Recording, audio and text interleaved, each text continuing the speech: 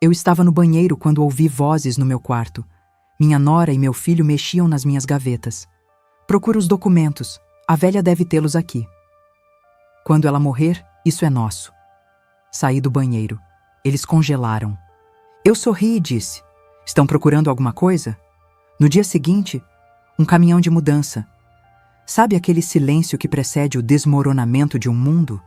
Eu estava ali, entre o vapor do chuveiro e o azulejo frio, segurando uma toalha bordada que eu mesma fiz há 20 anos.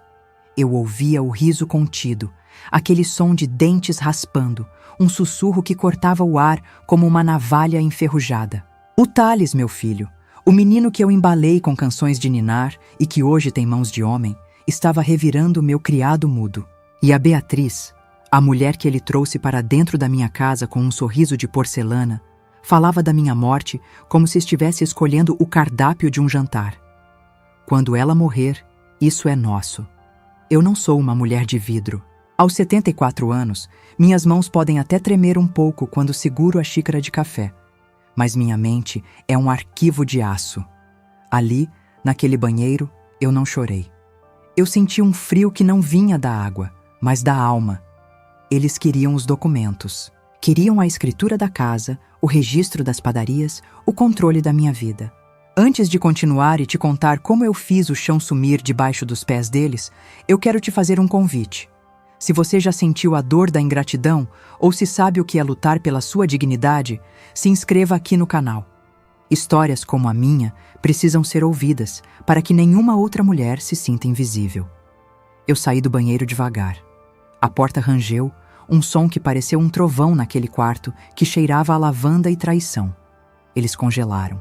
A Beatriz estava com a minha caixa de joias aberta, aquela de madeira de jacarandá que meu falecido marido, o seu Arnaldo, me deu quando fizemos 30 anos de casados. O Thales segurava uma pasta de couro.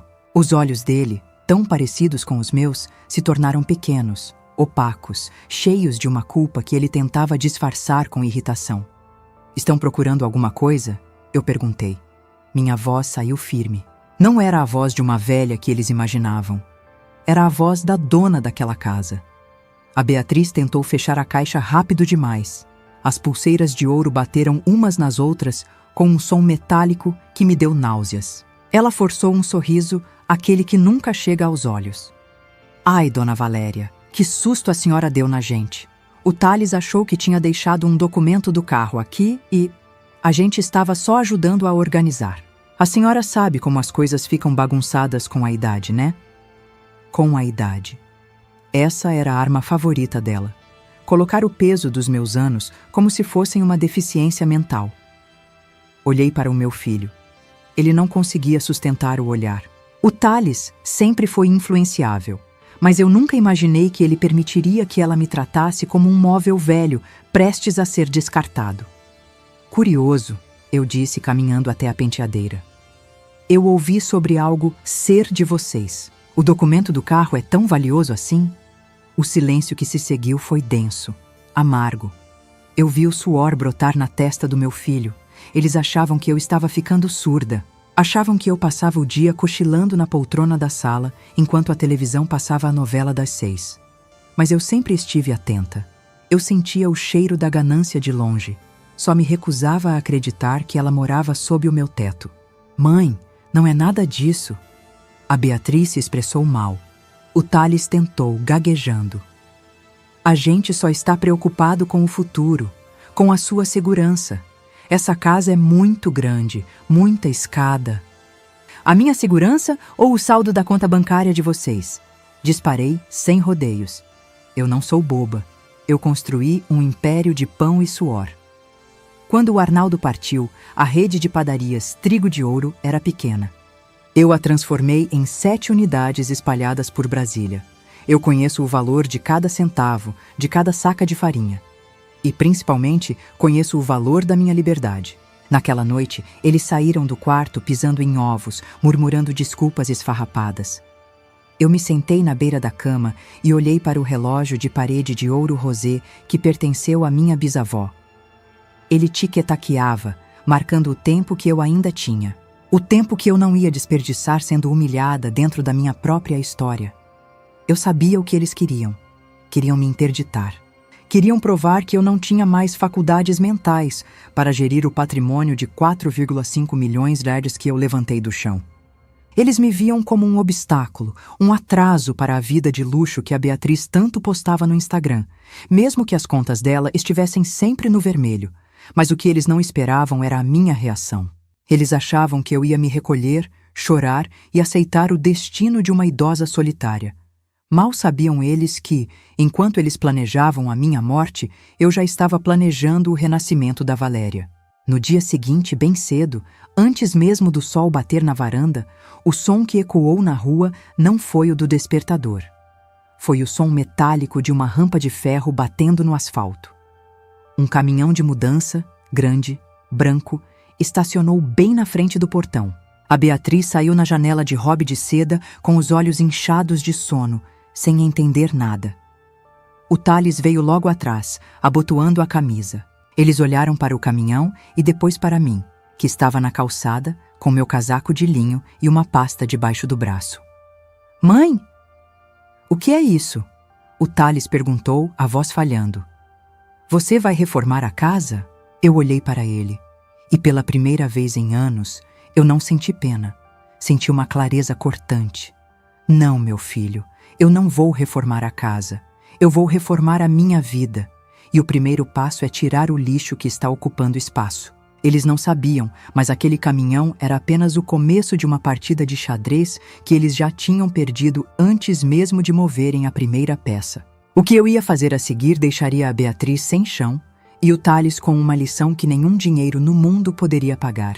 Mas o que eu realmente vi dentro daquela pasta de couro que o Thales segurava no quarto, aquilo era pior do que eu imaginava. Era um segredo que envolvia não apenas dinheiro, mas o próprio nome da nossa família. O que havia naquele documento que fez meu sangue gelar? Eles ficaram ali, paralisados no batente da porta, enquanto os carregadores começavam a descer com as primeiras caixas vazias. O rosto da Beatriz era um poema de confusão e pavor. Ela olhava para o caminhão e para os vizinhos que já começavam a espiar por cima dos muros. Naquele bairro de Brasília, onde a aparência vale mais que a conta bancária, o escândalo é a pior das moedas. Mas eu não estava nem aí para os vizinhos. Eu estava focada no tremor das mãos do meu filho. "Lixo, mãe! Do que você está falando?" O Thales desceu os degraus da varanda, tentando manter uma postura de autoridade que não lhe cabia mais. "Entre, Thales! Beatriz, você também? Não vamos dar espetáculo para o Parkway", eu disse com uma calma que parecia gelo seco. Entramos na sala. Aquela sala que eu decorei com tanto gosto, onde cada móvel contava uma história. O sofá de veludo azul, onde o Arnaldo sentava para ler o jornal. O tapete persa que trouxemos de uma viagem comemorativa. E, claro, o relógio de ouro rosé da minha bisavó, que brilhava na parede como um vigia. Eu abri a pasta de couro que eu tinha recuperado do quarto. Na verdade, eu não a peguei. Eu a troquei por uma idêntica na noite anterior, enquanto eles dormiam o sono dos justos, ou melhor, dos gananciosos. Quando abri o zíper, o papel timbrado de um cartório saltou aos meus olhos. Vocês acharam que eu não perceberia a falta da escritura da padaria matriz? Joguei o documento sobre a mesa de centro de vidro. E esse formulário de interdição por incapacidade civil? Vocês já tinham até o laudo médico assinado por aquele seu amigo, não é, Beatriz? O Dr. Gustavo, que vive pedindo favores financeiros para o Thales. O silêncio caiu como uma marreta. Beatriz tentou balbuciar algo sobre proteção, mas eu a cortei com um gesto de mão. Proteção é o que se faz com um filho, não com uma mãe que sustenta a casa. Vocês estão morando aqui há 3 anos, desde que o investimento do Thales em criptomoedas evaporou a 600 mil médios do meu caixa. Eu aceitei vocês, eu dei conforto, eu dei dignidade. E em troca, vocês queriam me trancafiar em um asilo de luxo para poderem leiloar meus quadros e vender minhas padarias? Mãe, a gente só achou que você estava cansada. Thales começou, a voz sumindo. Cansada eu estou agora, Thales. Cansada de carregar um homem feito nas costas que não tem a coragem de me olhar nos olhos para pedir dinheiro, mas tem a audácia de revirar minhas gavetas atrás de testamento. Eu me levantei e caminhei até o relógio de parede. Toquei o metal frio. Aquele objeto era o símbolo da resistência da minha família. Minha bisavó fugiu da guerra com ele escondido entre as roupas. Minha mãe o manteve polido durante as maiores crises financeiras. E agora, Beatriz o olhava como se fosse apenas uma peça de ouro para ser fundida e transformada em bolsas de grife. Sabe qual é o problema de vocês? Virei-me para eles. Vocês acham que o patrimônio de 4,5 milhões que eu construí é um prêmio de loteria que vocês ganharam por sorte. Mas cada real ali tem o cheiro do fermento que eu carreguei às 5 da manhã. Tem a marca das queimaduras de forno nos meus braços, que hoje vocês chamam de pele de velha. Beatriz deu um passo à frente, as unhas impecáveis cravadas na palma da mão. E o que o caminhão está fazendo lá fora, Dona Valéria? Vai nos expulsar? A senhora não tem coragem de fazer isso com seu único filho. Eu dei um sorriso curto, um sorriso de quem sabe exatamente onde o sapato aperta. Expulsar? Não, Beatriz. Eu sou uma mulher educada. Eu apenas decidi que esta casa precisa de ar puro. O caminhão não veio levar os meus móveis, ele veio levar os seus. O quê? Os dois gritaram em uníssono. Eu tomei a liberdade de empacotar o que é de vocês. Roupas, perfumes, aparelhos eletrônicos. Tudo o que foi comprado com o meu dinheiro e que agora vai para o novo endereço de vocês. Um apartamento de 2 quartos em Ceilândia. Já está pago por 3 meses. É o tempo que vocês têm para provar que são os adultos funcionais que fingem ser. O choque no rosto deles foi a primeira vitória do dia. Mas a maldade da Beatriz não tinha fundo. Ela se aproximou de mim, o perfume doce e enjoativo inundando meu espaço pessoal.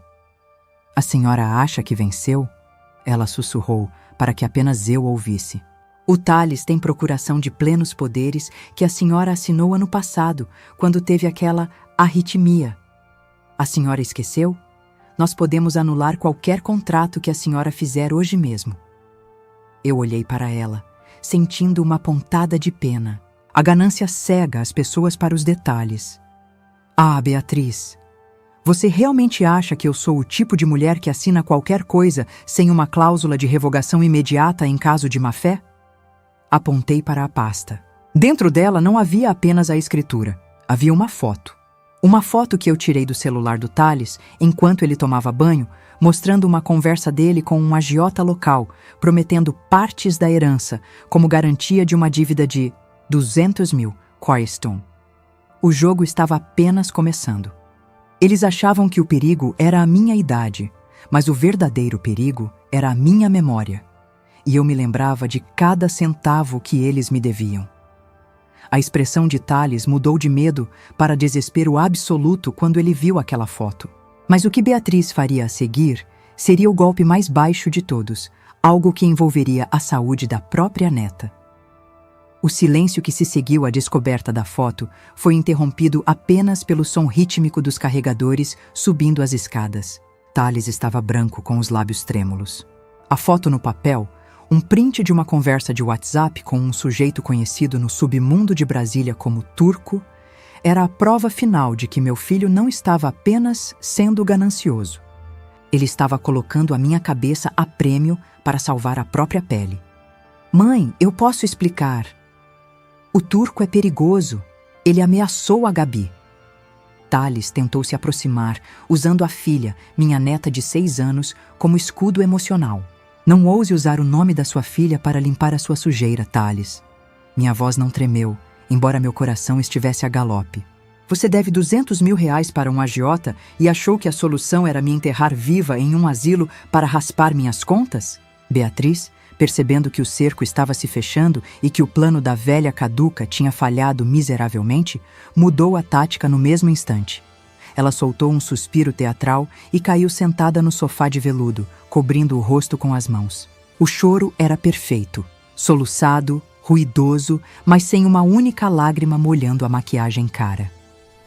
É isso então? A senhora vai nos jogar na rua por causa de um erro de percurso? Ela levantou o rosto, os olhos injetados. A senhora sabe que eu não tenho para onde ir. Meus pais não têm estrutura. E a Gabi? A senhora vai tirar a neta do colégio particular, do conforto para viver em um cubículo na Ceilândia? Que tipo de avó é a senhora?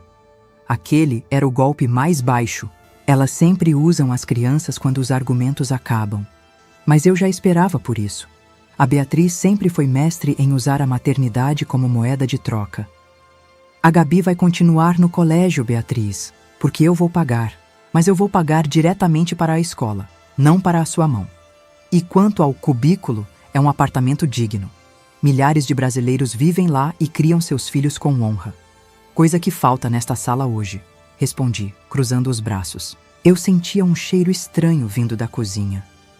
Era um aroma metálico, misturado com o cheiro de chá de ervas que a Beatriz insistia em me dar todas as noites, dizendo que era para acalmar meus nervos. Olhei para a xícara de porcelana que ainda estava sobre o aparador. Naquele momento, uma peça do quebra-cabeça se encaixou na minha mente com uma precisão assustadora. Sabe, Beatriz, eu andei me sentindo muito tonta ultimamente. Minha pressão, que sempre foi controlada, começou a oscilar de um jeito estranho. O médico disse que era estresse, mas ontem eu levei uma das cápsulas do meu remédio para o laboratório de um antigo amigo meu da época das padarias. O choro de Beatriz parou instantaneamente. Ela ficou imóvel como uma estátua de sal. "O que foi que você disse, Dona Valéria?" A voz dela agora era um fio frio. "O remédio de pressão que você separava para mim toda manhã não tinha nada dentro além de farinha e açúcar, Beatriz. Você não estava apenas tentando me interditar. Você estava tentando acelerar o processo. Você queria que eu tivesse um AVC. Você queria o inventário, não a convivência." Thales deu um passo para trás, olhando para a esposa como se estivesse vendo um monstro. "Bia, você mexeu nos remédios da minha mãe? Você disse que estava cuidando dela. Eu fiz o que precisava ser feito para a gente não morrer na mão de agiota, Thales." Ela gritou, perdendo a máscara de vez. "Essa velha está sentada em cima de milhões, enquanto a gente se humilha por migalhas. Ela não gasta, ela não aproveita. Para que ela quer tanto dinheiro? Para levar para o caixão?" Aquelas palavras doeram mais do que qualquer facada. Não pelo dinheiro, mas pela total falta de humanidade. Para eles, eu não era mais a mulher que os alimentou, que os abrigou, que os amou. Eu era apenas um cofre que demorava demais para abrir. "Pois fiquem sabendo", eu disse caminhando até o telefone fixo, "que a auditoria nas padarias começou ontem. E eu descobri que as notas de reforma da unidade da Asa Norte foram superfaturadas em R$80 mil. Dinheiro que foi direto para a sua conta, Beatriz." "A senhora não tem provas", ela sibilou. "Eu tenho cada recibo. E tenho a confissão do empreiteiro que você tentou subornar. Ele é meu funcionário há 20 anos, Beatriz. Ele tem lealdade, coisa que você nem sabe o significado."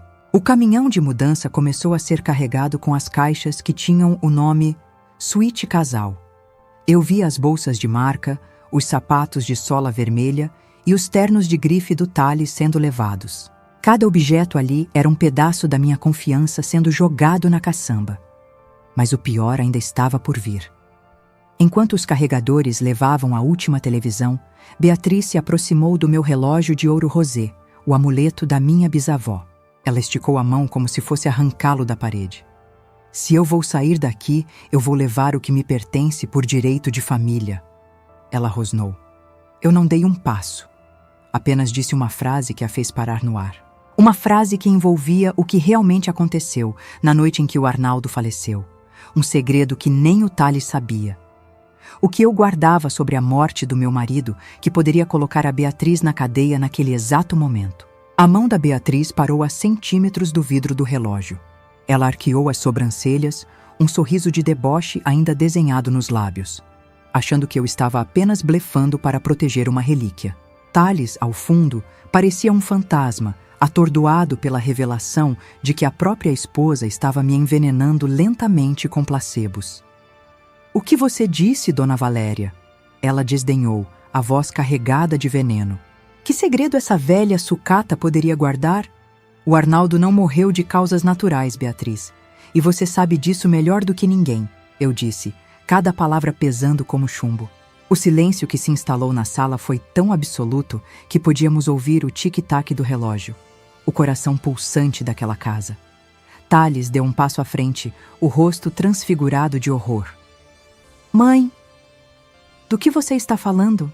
O pai teve um infarto. Foi o que o médico disse. Foi o que todos disseram. Foi o que o laudo disse, Thales. Mas o que ninguém viu foi a gravação daquela noite. O Arnaldo sempre foi um homem precavido. Ele sabia que o coração dele era uma bomba relógio, mas ele também sabia que as pessoas ao redor dele podiam ser mais perigosas que qualquer artéria entupida. Ele instalou uma câmera oculta, disfarçada exatamente atrás do mecanismo desse relógio, apontada para o sofá onde ele costumava dormir. Beatriz recuou. A pele antes pálida agora assumindo um tom acinzentado, quase cadavérico. Ela começou a tremer. Na noite em que seu pai passou mal, continuei, encarando-a nos olhos, ele não estava sozinho. Você estava na sala com ele, Beatriz. Ele pediu o remédio debaixo da língua. Ele estava sufocando Thales. E o que a sua esposa fez? Ela pegou o frasco, caminhou até a cozinha, derramou as pílulas na pia e voltou com o frasco vazio, dizendo que o remédio tinha acabado. Ela sentou ao lado dele e esperou. Esperou 10 minutos até que o coração dele desistisse. Tudo isso gravado, em áudio e vídeo. Thales soltou um grito abafado, uma mistura de soluço e raiva, e avançou para uma esposa, mas parou antes de tocá-la, como se a simples presença dela o contaminasse. Você matou meu pai? Ele urrou. Eu não o matei, ela gritou de volta desesperada. Ele já estava morrendo, eu só não impedi o inevitável. A gente precisava da herança, Thales. Você estava atolado em dívidas, lembra? Eu fiz por nós. Não, Beatriz, eu intervim, minha voz soando como o veredito de um juiz. Você fez por você. Você achou que, com o Arnaldo fora do caminho, seria fácil me manipular. Mas você esqueceu que quem ensinou o Arnaldo a ser precavido fui eu. Eu guardei esse vídeo por 5 anos. Guardei porque não queria destruir o pouco que restava da imagem que o Thales tinha de família. Mas quando você começou a trocar os meus remédios, eu entendi que o monstro não tinha mudado. Eu tirei um pequeno pendrive do bolso do meu casaco e o ergui. Aqui está a cópia que já foi entregue ao meu advogado. E o original? Bem, ele está seguro. O caminhão de mudança lá fora não está apenas levando suas roupas de grife, Beatriz. Ele está abrindo espaço para a polícia chegar, caso você não saia dessa casa agora, sem levar um único alfinete que não seja seu. Thales caiu de joelhos no tapete persa, escondendo o rosto nas mãos. A dor dele era palpável e por um segundo meu coração de mãe fraquejou. Mas eu me lembrei das gavetas remexidas, das ofensas no quarto, do plano de me interditar. A complacência acaba onde começa a autopreservação. Saiam, eu ordenei. Thales, leve sua esposa daqui antes que eu mude de ideia e faça a denúncia formal agora mesmo. O apartamento em Ceilândia é luxo demais para quem merece uma cela, mas eu faço isso pela Gabi, pela minha neta. Beatriz, vendo que o poder tinha mudado de mãos e que sua liberdade estava por um fio, não disse mais nada. Ela pegou a bolsa, agarrou o braço de Thales com força e o puxou em direção à porta.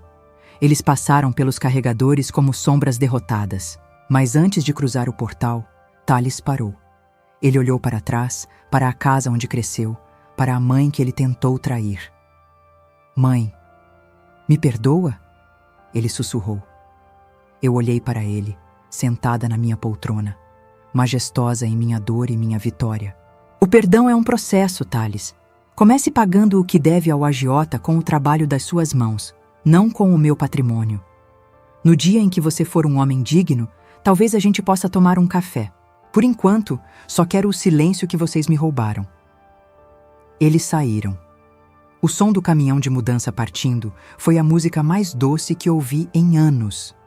Mas, enquanto eu observava a rua pela janela, percebi um carro preto estacionado na esquina. Um carro que eu não reconhecia. O turco não ia esperar o Thales chegar na Ceilândia para cobrar os 200 mil ienes. O perigo ainda não tinha acabado, e agora a vida do meu filho estava em jogo de uma forma que eu não previa. O caminhão de mudança dobrou a esquina e o silêncio finalmente deveria ter se instalado. Mas aquele carro preto estacionado sob a sombra de um IP amarelo não saía do meu campo de visão. Eu sabia quem era. O Thales achou que dívida de jogo e de agiota se apaga com desculpas, mas no mundo real, o juro é cobrado em medo. Eu vi quando o carro deu a partida lentamente, seguindo o caminhão. Eles não iam para a Ceilândia para ajudar no descarregamento. Eles iam cercar o Thales assim que ele pisasse fora da minha proteção. Por um momento, a mãe dentro de mim gritou. Eu quis pegar o telefone, chamar a polícia, ou talvez gritar para ele voltar. Mas a mulher de negócios, a Valéria que levantou 7 padarias no braço, me deu um solavanco de realidade. Se eu pagasse essa dívida agora, eu estaria assinando a sentença de morte do caráter do meu filho. Ele precisava sentir o peso das próprias escolhas, mas eu não ia deixar ele morrer. Peguei meu celular e disquei para o seu Juvenal, meu chefe de segurança das padarias, um ex-policial que tem mais cicatrizes do que anos de serviço. Juvenal? Minha voz era um comando. O Thales saiu agora. Tem um sedã preto seguindo ele. Quero que você e sua equipe acompanhem de longe. Não intervenham, a menos que o sangue ameace correr. Eu quero que o Thales sinta o cano da arma no pescoço. Eu quero que ele entenda que o dinheiro da velha era a única coisa que mantinha o mundo dele de pé. Desliguei sem esperar resposta. Meu coração estava apertado, uma mão invisível esmagando meu peito. Mas eu me mantive firme. Caminhei até a cozinha e joguei fora todo aquele chá de ervas da Beatriz. Lavei a xícara com uma força desproporcional, como se quisesse arrancar a essência daquela mulher da minha porcelana. Enquanto isso, o dia passava. Cada minuto parecia 1 hora. Eu me recusei a ligar para o Thales. Ele precisava desse batismo de realidade. Às 3 da tarde, o Juvenal me ligou. Dona Valéria. Eles cercaram o carro dele na entrada da cidade. O tal do turco desceu. Houve gritaria. O seu filho... Ele chorou, Dona Valéria. Pediu perdão, disse que a senhora tinha tirado tudo dele. E o que o turco fez? Perguntei segurando o fôlego. Deu uma coronhada de leve e disse que, se em 48 horas o dinheiro não aparecer, a próxima visita vai ser na escola da neta da senhora. O sangue subiu à minha cabeça. Mexer comigo é uma coisa.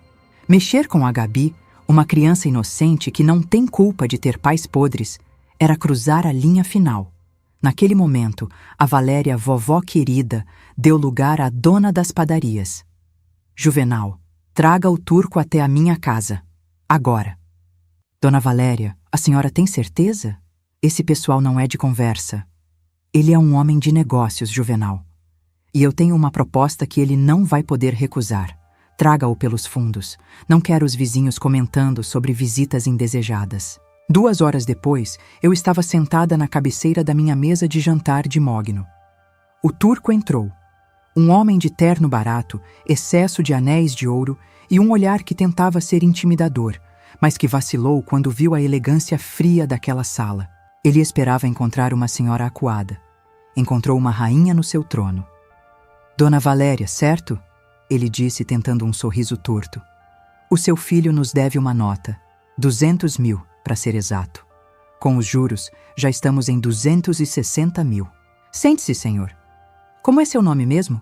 Perguntei, servindo um café forte, sem açúcar. Pode me chamar de Turco. Pois bem, senhor Turco. O Thales não tem esse dinheiro. Ele mora hoje em um apartamento alugado por mim. Não tem emprego, e a única coisa que possui são as roupas de grife que eu comprei. Se o senhor matá-lo, terá um cadáver e R$0. Se o senhor encostar na minha neta, eu garanto que o senhor passará o resto da vida em uma cela onde o sol não bate, porque eu tenho os melhores advogados e os contatos certos na segurança pública deste estado. Ele mudou de postura, ficando tenso. A senhora está me ameaçando? Estou lhe oferecendo um acordo. Eu sei quem o senhor é.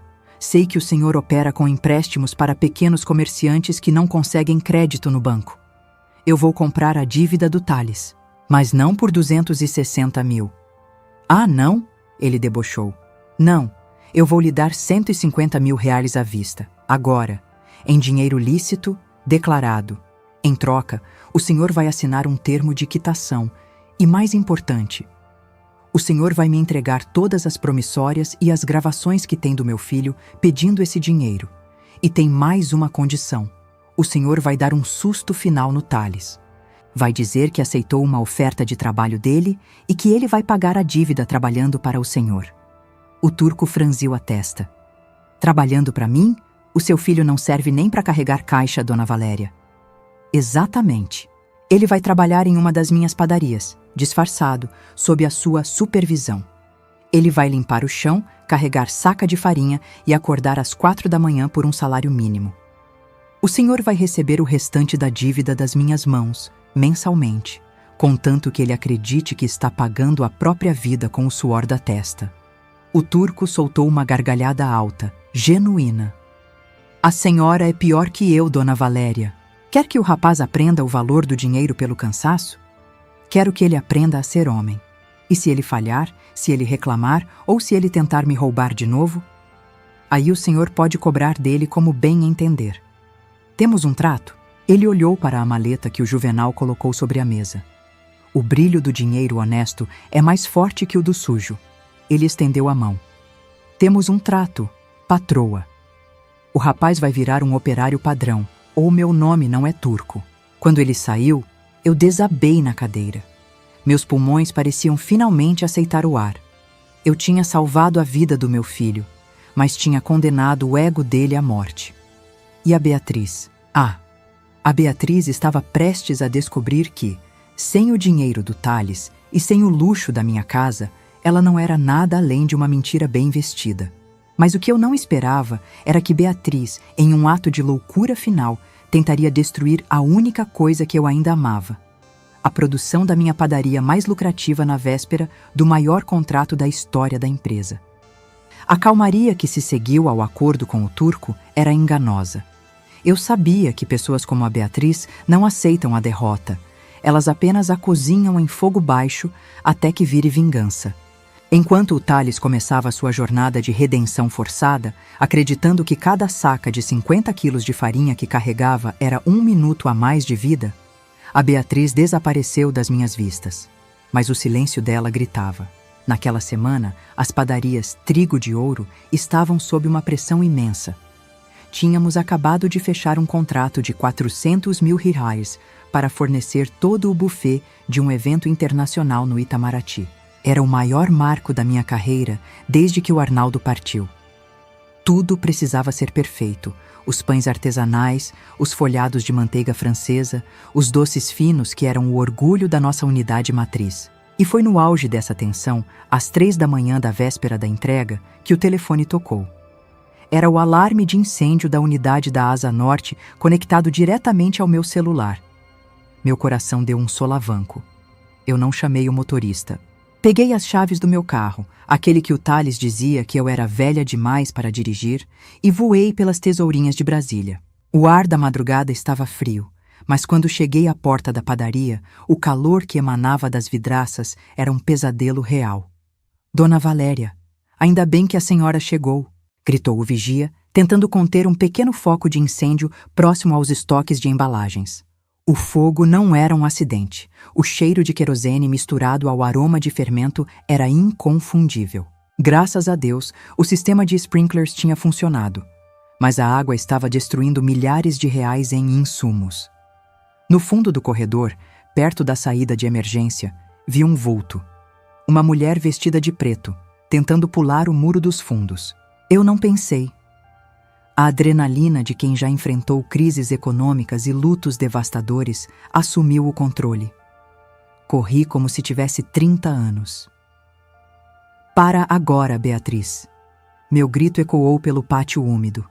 Ela travou. O pé escorregou no lodo da chuva e ela caiu, sujando seu casaco de grife na lama e nas cinzas. Quando ela se virou, a máscara de mulher fina tinha derretido. O rosto estava manchado de fuligem, os olhos injetados de ódio e as mãos cheirando a combustível. Você destruiu a minha vida, sua velha maldita, ela berrou, a voz rouca. O Thales me deixou naquele buraco em Ceilândia. Ele passa o dia fora, volta cheirando a suor e farinha e nem me olha na cara. Você tirou o meu luxo, tirou o meu marido. Eu vou tirar o que você mais ama. Você não tirou nada de mim, Beatriz. Você só revelou quem você é, eu disse ofegante, parando a 2 metros dela. Você tentou queimar o trabalho de 200 famílias por causa de um capricho? Você tem noção de que poderia ter matado o vigia que estava dormindo no anexo? Eu não me importo, eu queria ver esse império de pão virar cinza. Sem isso, você não é ninguém. Engano seu. Eu sorri, uma calma absoluta descendo sobre mim, enquanto ouvia as sirenes da polícia ao longe. Eu comecei com um forno de barro no quintal de casa. Se isso aqui queimar, eu construo de novo. Mas você? O que você vai construir na prisão? Eu apontei para a câmera de alta definição que eu tinha instalado após o primeiro flagra no meu quarto. Ela estava apontada exatamente para o local onde a Beatriz tinha derramado o querosene. Você é previsível, Beatriz. Pessoas gananciosas sempre acham que são mais espertas que a experiência. Eu sabia que você viria. Eu só não achei que seria tão burra de fazer isso pessoalmente. A polícia entrou pelo portão lateral. O som do metal das algemas fechando no pulso da Beatriz foi como o ponto final em uma frase mal escrita. Ela gritava, insultava minha idade, minha aparência, minha vida, mas eu apenas observava. Dona Valéria, a senhora quer prestar queixa agora ou prefere ir ao hospital? Perguntou o sargento. Eu vou para o meu escritório, respondi, limpando uma gota de fuligem do meu rosto. Tenho uma entrega de R$400 mil para organizar em 6 horas. E, sargento, garanta que ela tenha uma cela bem segura. Eu vou enviar o vídeo da noite da morte do meu marido para a delegacia de homicídios ainda hoje. O incêndio vai ser o menor dos problemas dela. Ela foi levada. Eu fiquei ali, no meio da minha padaria inundada, com o cheiro de fumaça impregnado no meu cabelo. Meus funcionários começaram a chegar, assustados. Olhei para cada um deles. Peguem os rodos, comandei. Vamos descartar o que molhou e dobrar a produção nos fornos da Asa Sul. O Itamaraty vai ter o melhor banquete da história deste país. Ninguém vai dizer que a Valéria se curvou para um pouco de fogo. Trabalhamos como uma máquina. Eu estava lá, sovando massa, organizando a logística, servindo café para os meus meninos. Ao amanhecer, os caminhões saíram pontualmente. Mas ao final do dia, quando o sucesso do evento foi confirmado e os elogios chegaram, recebi uma mensagem do turco. O rapaz descobriu sobre a mulher. Ele está na porta da delegacia, mas não quer entrar.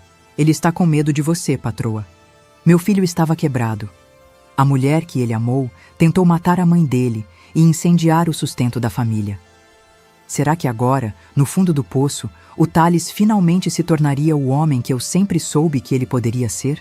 O sol de Brasília estava se pondo, tingindo o céu de um laranja profundo, quase da cor das chamas que Beatriz tentou acender na madrugada. Eu estava sentada em um banco de madeira na frente da padaria da Asa Norte. Meus braços doíam, minhas costas protestavam, e o cheiro de fumaça ainda teimava em grudar na minha pele, mas a missão estava cumprida. O Itamaraty havia recebido cada pão, cada doce. A dignidade da Trigo de Ouro estava intacta. Foi quando eu vi o vulto dele. O Thales desceu de um ônibus comum. Ele, que nunca aceitou dirigir nada que custasse menos de R$100 mil. Ele caminhava com os ombros caídos, as mãos ásperas de quem passou a semana carregando peso e o uniforme de ajudante de carga sujo de farinha e suor. Ele parou a alguns metros de mim. O silêncio entre nós não era mais de guerra. Era de ruína. Ela tentou te matar, não foi? A voz dele saiu rouca, sem força. O turco me contou sobre o incêndio. Eu estava na porta da delegacia, mãe. Eu vi quando levaram ela para o presídio feminino. Ela não tentou apenas me matar, Thales. Ela tentou apagar a história de toda uma família por puro despeito, respondi sem me levantar. Senta aqui. Você parece exausto. Ele sentou na ponta do banco, mantendo uma distância respeitosa, como se tivesse medo de que sua própria presença pudesse me ferir. Ele olhou para as próprias mãos, cheias de calos novos e cortes pequenos. Eu fui um covarde, não foi? Ele perguntou, e uma lágrima solitária abriu um rastro na poeira de farinha no seu rosto. Eu vi ela trocando seus remédios e me convenci de que era vitamina. Eu vi ela roubando suas joias e fingi que você tinha perdido. Eu queria tanto o dinheiro que aceitei o diabo no meu quarto. A ganância é uma venda nos olhos, meu filho. Mas o pior não é o que você fez comigo. O pior é o que você quase permitiu que fizessem com a memória do seu pai. Aquela gravação, ela está com a polícia agora. A Beatriz não vai sair tão cedo. Thales soluçou. Um choro de homem quebrado que percebe que a construção de toda uma vida era baseada em areia movediça. Eu não quero o dinheiro, mãe. Eu não quero a herança. Eu só queria que você não me olhasse com esse desprezo. O turco me faz trabalhar 10 horas por dia. Meus músculos gritam. Mas sabe o que é engraçado? Pela primeira vez em anos, eu durmo sem precisar de remédio. Porque o cansaço é real, mas a culpa é que não me deixava descansar. Eu olhei para ele e, por um instante, vi o menino que corria entre os sacos de trigo quando o Arnaldo ainda era vivo. A rigidez do meu peito começou a ceder, mas eu não podia facilitar. O perdão sem mudança é apenas um convite para a próxima traição. O turco me disse que você é um bom carregador, eu disse, com um meio sorriso. Mas a dívida com ele ainda é grande. E a dívida comigo? Essa não se paga com dinheiro. Eu sei. Eu vou trabalhar onde você mandar. Se quiser que eu limpe os banheiros da fábrica por 10 anos, eu vou. Só não me tira o direito de ver a Gabi. Ela é a única coisa limpa que sobrou disso tudo. A Gabi está comigo, Thales. Ela está feliz. Acha que o pai está em uma viagem de negócios secreta e que a mãe foi cuidar de uma tia doente? Eu não vou destruir a infância dela com a podridão dos adultos. Mas para você continuar vendo ela, você vai ter que ser o pai que ela merece. Sem atalhos. Sem mentiras. Thales se inclinou e, pela primeira vez em anos, encostou a testa no meu ombro. Ele cheirava a trabalho, a esforço, a verdade. Eu não o abracei de volta imediatamente. Deixei que ele sentisse o peso do meu silêncio. Mãe, por que você não me entregou para o turco de uma vez? Por que me salvou? Porque eu sou padeira, Thales. E um bom padeiro sabe que, às vezes, a massa precisa de um soco para crescer. Eu não salvei o meu sócio ganancioso. Eu salvei o meu filho. Agora, levanta. O turno da noite vai começar e temos muito o que reconstruir. Ele se levantou, limpou o rosto com a manga do uniforme e me estendeu a mão para me ajudar a levantar do banco. Aceitei. O toque era firme. Nós entramos na padaria juntos. O cheiro de pão novo estava começando a vencer o cheiro de queimado. Mas, enquanto subíamos para o escritório, vi um envelope pardo em cima da minha mesa. Não tinha remetente. Dentro, havia uma chave de um cofre de banco antigo e um bilhete com a letra do Arnaldo. Para quando o fogo chegar à estrutura. O que o meu marido tinha escondido de todos nós, prevendo que este dia chegaria. O segredo final da família estava prestes a ser revelado. O envelope pardo parecia queimar entre os meus dedos. Ver a letra do Arnaldo depois de 5 anos foi como ouvir um sussurro vindo do além.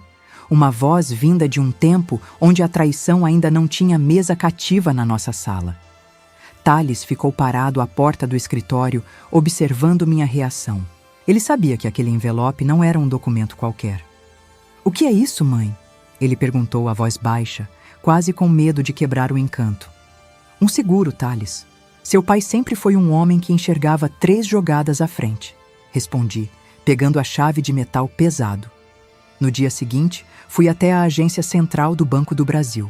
O subsolo era frio, silencioso, um labirinto de metal onde os segredos dos mortos descansam sob custódia.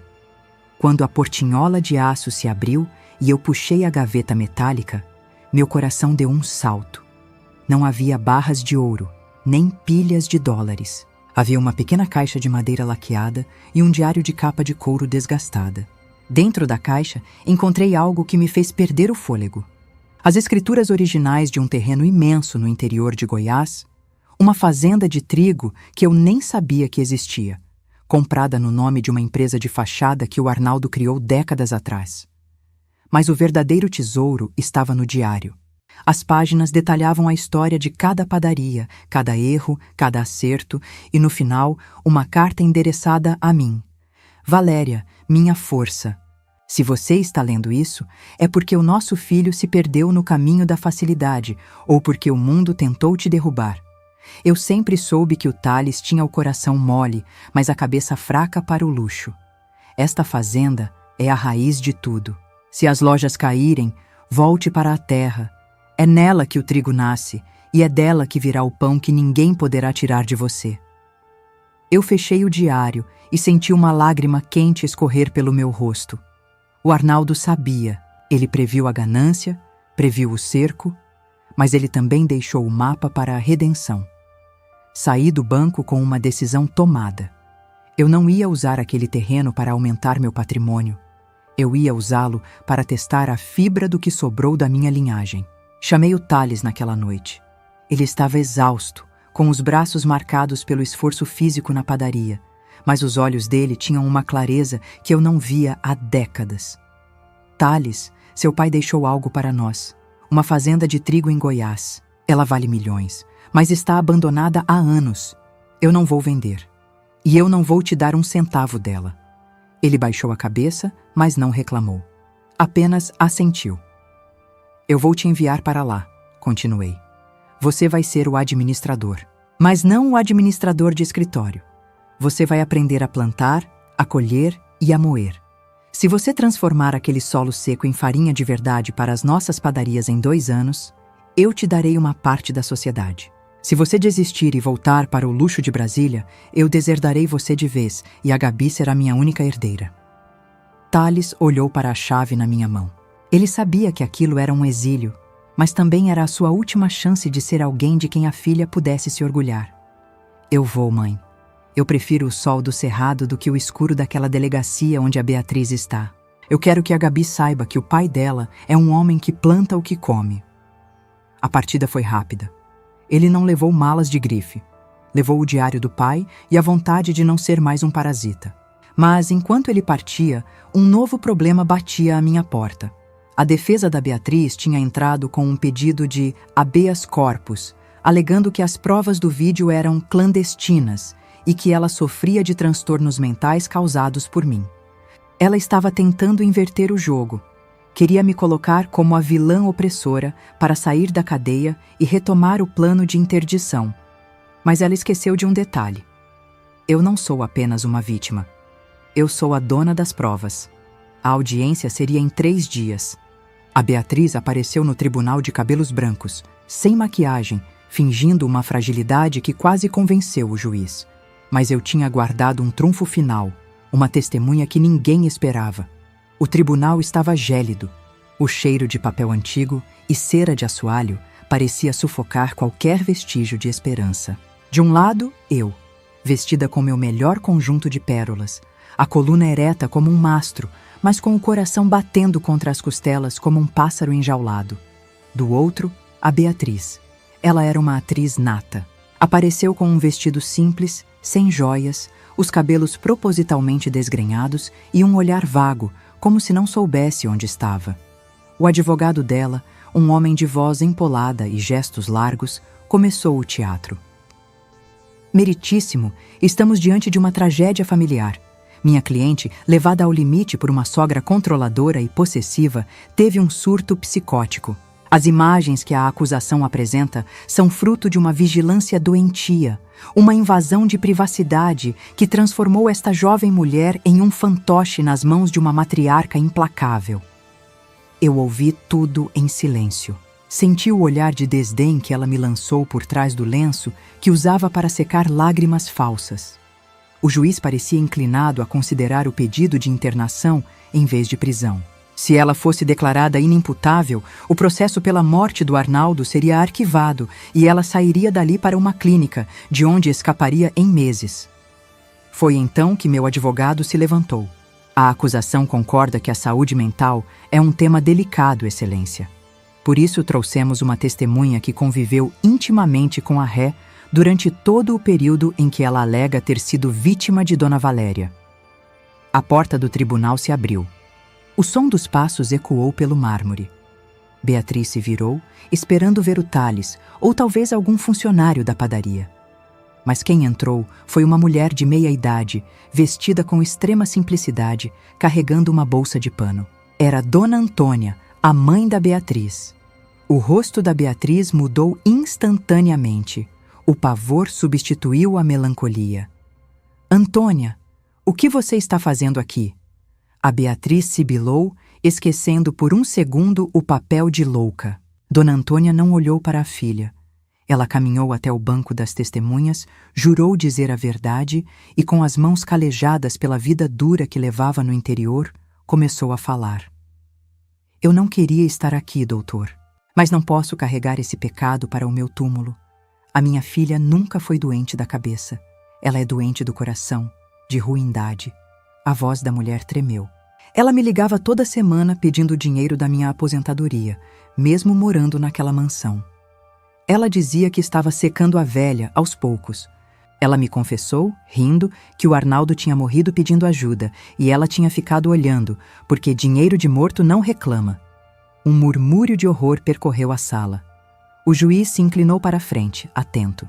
Ela me mandou mensagens, Excelência. Antônia tirou um celular antigo da bolsa.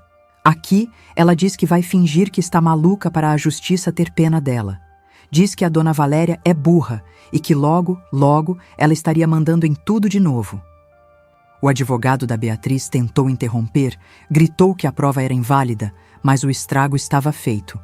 Beatriz, perdendo totalmente o controle, levantou-se e gritou para a própria mãe. Sua infeliz, você sempre teve inveja de mim. Você vai morrer na miséria por causa disso. A máscara não caiu. Ela se estraçalhou no chão do tribunal. Naquele momento, o juiz não viu uma vítima de surto. Viu uma mulher calculista e cruel que não respeitava nem o sangue que a gerou. O pedido de habeas corpus foi negado ali mesmo. A prisão preventiva foi mantida e o processo pela morte do Arnaldo foi reaberto com o agravante de depoimento testemunhal. Quando os policiais se aproximaram para levá-la de volta, eu me levantei. Passei por ela no corredor central. Sabe qual é o seu erro, Beatriz? Sussurrei, perto o suficiente para que ela sentisse o meu desprezo. Você achou que todo mundo tinha um preço, mas esqueceu que a honra da sua mãe não estava à venda. Ela foi arrastada, soltando pragas que já não podiam me ferir. Saí do tribunal e encontrei Dona Antônia na calçada. Tentei oferecer uma carona, um dinheiro, qualquer coisa. Ela recusou com a cabeça. Eu só quero paz, Dona Valéria. O que eu fiz foi pela senhora e pelo seu Arnaldo, que sempre foi bom comigo. Cuide da minha neta. Não deixe ela ser como a mãe. Eu a vi partir em um táxi, uma mulher que perdeu a filha para a verdade, mas salvou a própria alma. Mas enquanto eu voltava para casa, recebi uma ligação da fazenda em Goiás. O tom do capataz era de urgência. Dona Valéria, o seu filho, houve um acidente no silo de trigo. Ele tentou salvar um dos funcionários e agora estão os dois presos sob a carga. Meu coração parou. Eu tinha ganhado a batalha na justiça, mas a vida do meu filho estava por um fio por causa da mesma coragem que eu tanto exigi dele. O trajeto de Brasília até o interior de Goiás foi o mais longo da minha vida. Cada quilômetro de asfalto parecia uma eternidade enquanto eu apertava o volante, rezando para um Deus com quem eu não falava há muito tempo. O Tales estava sob toneladas de grãos.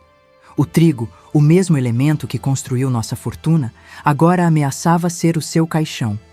Quando cheguei à fazenda, o cenário era de guerra. Holofotes iluminavam o silo e dezenas de trabalhadores rurais, homens que o Tales estava aprendendo a liderar, cavavam com as mãos baldes e pás. O silêncio era interrompido apenas pelo som do metal batendo no metal. Ele não deixou o menino, Dona Valéria, disse o capataz, com os olhos marejados. O operário caiu no fosso e o seu filho pulou atrás para segurar a cabeça dele acima dos grãos. Ele sustentou o rapaz até a gente conseguir estabilizar a carga.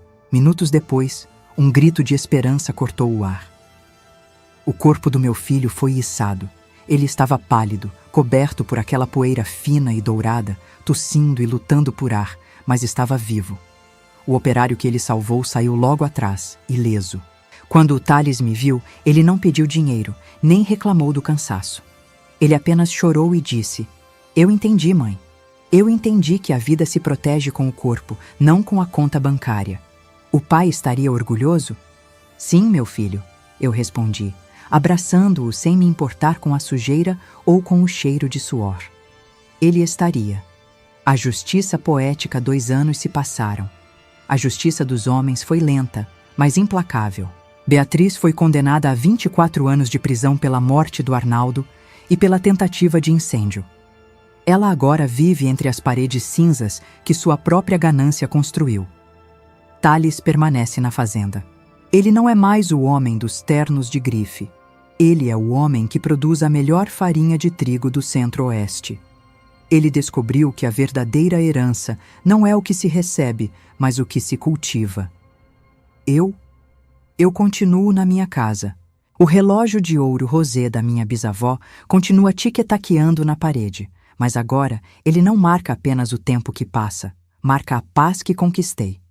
A Gabi cresce cercada de amor e verdade, sabendo que sua avó é uma mulher que não se curvou. Hoje, quando olho para as minhas mãos, não vejo apenas a pele de uma senhora de 74 anos. Vejo as mãos que amassaram o pão, que seguraram as rédeas da família e que tiveram a coragem de dizer basta. A vida me tirou muito, mas me deu o essencial, a dignidade de quem nunca precisou roubar para ser rainha. Reflexão final. Muitas vezes, as pessoas que mais amamos são aquelas que mais nos testam. A gratidão é uma flor rara, e a família, às vezes, precisa ser podada para que os frutos voltem a ser doces. Nunca permita que a sua idade seja lida como fraqueza. O respeito não se pede, se impõe com a postura e com a verdade. Se este relato tocou o seu coração e te deu forças para enfrentar as suas próprias batalhas familiares, não saia daqui sem deixar o seu comentário. Curta este vídeo, se inscreva no canal e compartilhe sua história conosco. Diga para mim, de onde você está assistindo este vídeo e você já teve que tomar uma decisão difícil para proteger a sua dignidade contra alguém que você amava? Sua história pode ser a força que outra mulher precisa hoje. Até a próxima!